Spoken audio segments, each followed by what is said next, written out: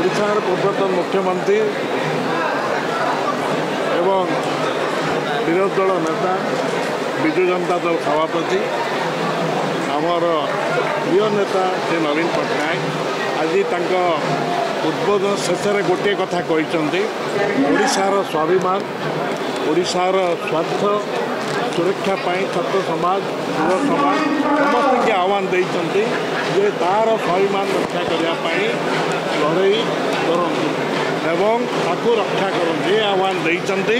एवं निश्चित भाव में ये जो आह्वानटीर यथेष्ट गुरुत्व रही एवं जिते गुड़े कार्यक्रम आम लोक स्वार्थ को सुरक्षा जदि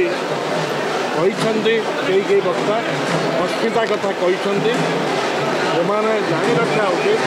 जे समाजपुरुष विजु बाबू यही कार्तिक मासरे पारादीप ठारे कलिंग बालिका जो पुनर्बार जो कहते रिक्रिएशन होती ओडिया स्वाभिमान अस्मितार करते निश्चित भाव आह्वान अक्षर अक्षर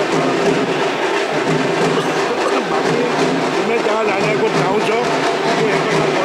स्पष्ट करना चाहे जे दल जो कथा कही दल बहुत वरिष्ठ नेता आसती आम विचार गोटे परिवार एक मतांतर जापे कि परिवार अदा बेले परिवार परिचय था आपण मैंने समस्ते जानते विजु जनता दल जुटिला बेलू ना कहते महेश पटा बोली कौन प्रभाव कि विजु जनता दल पटा पुओ कि जुटिला बेलू गोटे से कार्यक्रम विजु मतांतर मनांतर होपे कि आम जदि कौटे किसी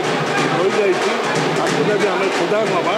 निश्चित भाव में विजु जनता दल आहरी शक्तिशाली हम और ओडिशा लोकों दुई गुणा शक्ति निजुक निश्चित भाव में हो जोटा हो आपण मैंने कौन देखी ना मो भाषण कहली भुवनेश्वर 3टी आक निर्वाचन मंडल कार्यक्रम में लोकों प्रिय केते आग्रह नवीन पट्टनायक से आग्रह